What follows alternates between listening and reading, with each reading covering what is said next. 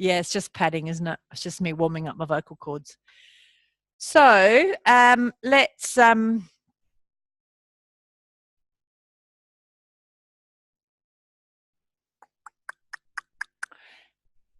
think we're still waiting for a few people. I just want to make us look busy so when they come in, they feel bad.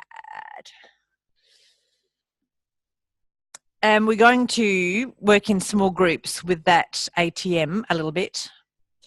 And understanding the impact, or why some of those things were put in, is actually what I'm trying to say. So do you have any, so that whole business that we did after the break, so before the break were lots of variations of the head circles, and then the, look at these naughty girls coming in. They look like naughty girls, don't they? Yeah, they look like they're having fun, like only naughty girls have fun. Sorry, yeah, my back. So this influence of being able to lengthen the belly and therefore shorten the back, and then shorten the belly and therefore lengthen the back. Now, did that somatically make sense to people when you did it? Not 100%.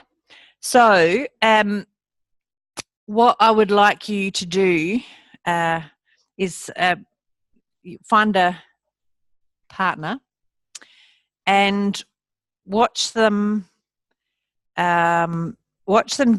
doing the head circle with the soles of the feet together and the hands behind, and then observe in your partner how their spine changes shape, but particularly, actually no, don't do the circle. I'll make it a bit simpler, a little bit simpler, is just get them to do so they're leaning and they're taking the head forwards and backwards. So we'll just make it simple and put it into one plane.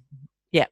So that you can watch the shape of their spine changing as they just do that bit. Okay. So, I've been talking about the C curve going forwards and then the C curve going backwards. Yes?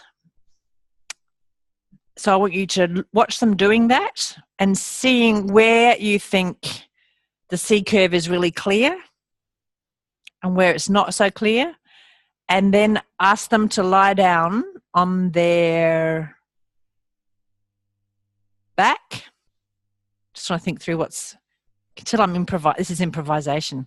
Maybe I don't have the right words from the curriculum. And find a way to use your hands to inform them of maybe two spots, a spot that you feel like is really engaged. When I say spot, part of their body that is really kind of clear. You think you get the idea that it's clear in their body image about making a C curve, dropping their head, and then find a place where you think that they're not so clear and they're lying on their back. Oh, you could do it on the side like you are, actually. Do it on the side. Yes, good point. This is an emergent lesson. It's a collective and emergent lesson. A virgin lesson, did you think I said? A divergent. Okay, you can choose on the back or on the side. You could try both. Can you what? I can. Yes, yes, yes. That's the problem with emergent things, is that they might emerge a little bit woolly. So you're going to find a partner and you're going to watch them. Number one, find a partner. Number two, ask them, you do it in, take it in turns, obviously. One of you sits, soles together, leaning on hands, and just does this part of the head movement, so not the whole head circle. I mean, you can watch the whole head circle if you like, just out of interest. However, for you to kind of then go into a bit of an analysis, just watch that bit. And in your mind's eye, and so what you're starting to develop is a bit of a mind's eye for what is possible in a movement. So in your mind's eye, you'll have a bit of an idea about the possibility of how their skeleton can go into a C curve when they do this, and a kind of C curve when they do that. So the head goes back and the head goes forward. Yes? And you're looking at the whole of them, and you're going to pick one part that you think in your, according to your little kind of semi-formed idea of what a fabulous C curve would look like, what is really participating well, and a part that you think maybe is a little bit forgotten in their image when they're creating their C curve. And then you're going to find a way of highlighting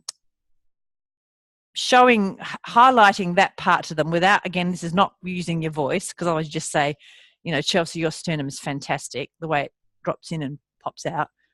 Who cares? Doesn't mean anything to her particularly, does it? No. So it's kind of a validating thing. You're validating something that's moving really well. Really well sounds very judgmental, but you know what I mean. And then a part you think is probably not so clear, and finding a way with your hands that you could show them this part, you know, it's got potential. It's full of potential to be part of this C curve, and you want to make it more apparent to them. So that part of the instructions, those last bits are either side lying or on their back. And then you could go back to sitting and test it. So that bit about how you're going to validate those two parts for them, that is deliberately vague. Like, I could not be more vague. Yeah, because vagueness will make you explore. If I'm really clear, you'll just do it like a recipe.